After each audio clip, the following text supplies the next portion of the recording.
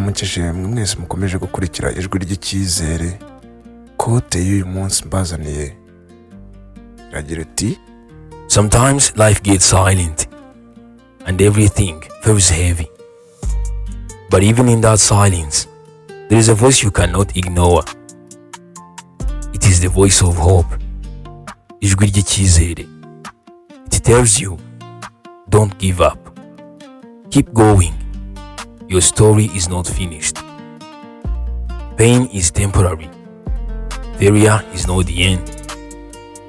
Every step you take is building your future. So listen carefully and follow it. Ijwi ry'icyizere rirakuyobora. Niba wumva zino kote zigufashije, kanda like, share ndetse na comment umbwire ku byo ushaka ko nzakoraho muri kote zindi zizakurikira. Murakoze.